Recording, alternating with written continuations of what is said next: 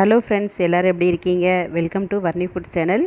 இன்றைக்கி நம்ம இந்த வீடியோவில் வெங்காய வடகம், அதாவது தாளிப்பு வடகம்னு சொல்லுவாங்க, அது எப்படி பண்ணுறதுன்னு வீட்டிலையே எப்படி பண்ணுறதுன்னு பார்க்கலாம். இந்த வெங்காய வடகம் நம்ம சம்மரில் செஞ்சு வைக்கிறதுங்க. இது நம்ம சம்மரில் செஞ்சு நல்லா காய வச்சு எடுத்து வச்சிட்டோன்னா ஒரு வருஷம் வரைக்கும் கூட கெடாமல் இருக்கும்.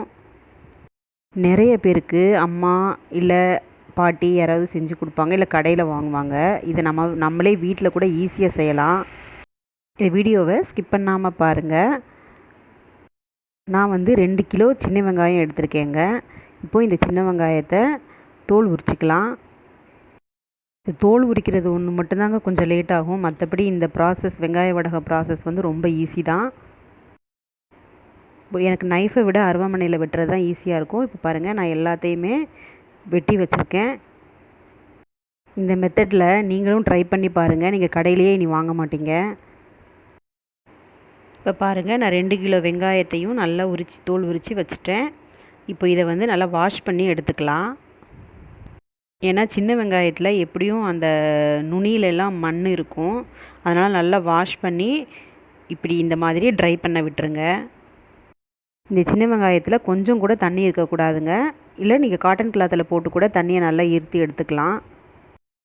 இப்போது வடகம் செய்ய ஆரம்பிக்கலாங்க.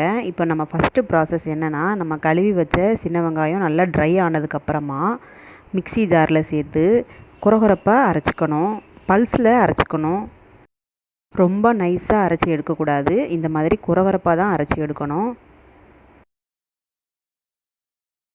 இப்போது சின்ன வெங்காயம் அரைச்சி வச்சாச்சு. இப்போ அது கூட என்னென்ன பொருட்கள் சேர்க்கணுன்னு சொல்கிறேன். 50 வத்தல் எடுத்துக்கலாம். 50 கிராம் சீரகம், 150 கிராம் கடுகு, 1/4 கிலோ இந்த மாதிரி உடைச்ச உளுந்தம்பருப்பு எடுத்துக்கலாம். இந்த மாதிரி உடைச்ச உளுந்தம்பருப்பு ஏன் சேர்க்கணுன்னா, இப்போ நம்ம உருண்டை பிடிக்கிறப்ப இந்த மாதிரி உடைச்ச உளுந்தம்பருப்பு தான் நல்லா ஒட்டும். முழு உளுந்தம்பருப்புனா அது உதிர்ந்து விழுந்துடும். அது கூடவே 4 ஸ்பூன் பெருங்காய பவுடர், 1 கப் கருவேப்பிலை எடுத்துக்கலாம். அடுத்ததாக மிக்ஸி ஜாரில் இந்த வடகத்துக்கு தேவையான அளவு கல் உப்பு சேர்த்துக்கலாம். நம்ம எடுத்து வச்ச கருவேப்பிலையிலேருந்து கொஞ்சமாக மட்டும் இதில் சேர்த்துக்கலாம். இந்த மாதிரி அரைக்கிறப்ப நல்ல மணமாக இருக்கும். எடுத்து வச்ச வத்தல் 40-50 வத்தல் எடுத்து வச்சுருக்கோம் இல்லையா, அதையும் இதில் சேர்த்துக்கலாம். சேர்த்துட்டு நல்லா இந்த மாதிரி குறகுறப்பாக அரைச்சி எடுத்துக்கணும். இதெல்லாம் நம்ம அரைக்கிறப்ப தண்ணி சேர்க்காமல் அரைச்சி எடுக்கணும், இந்த மாதிரி ட்ரையாக. இப்போது அரைச்சி வச்ச பவுடரை சின்ன வெங்காயம் ஏற்கனவே அரைச்சி வச்சுருக்கோம், அதில் சேர்த்துட்டு அது கூடவே ஏற்கனவே எடுத்து வச்ச 150 கிராம் கடுகு, 50 கிராம் சீரகம், 1/4 கிலோ உடைச்ச உளுந்தம்பருப்பு, இது எல்லாத்தையும் சேர்த்து நல்லா இந்த மாதிரி மிக்ஸ் பண்ணி விட்டுக்கணும். கைகளாலேயும் நம்ம மிக்ஸ் பண்ணலாங்க. நம்ம வத்தல் சேர்த்ததுனால கை கொஞ்சம் எரியும். அதனால் இந்த மாதிரி நான் கரண்டி வச்சு தான் மிக்ஸ் பண்ணுறேன்.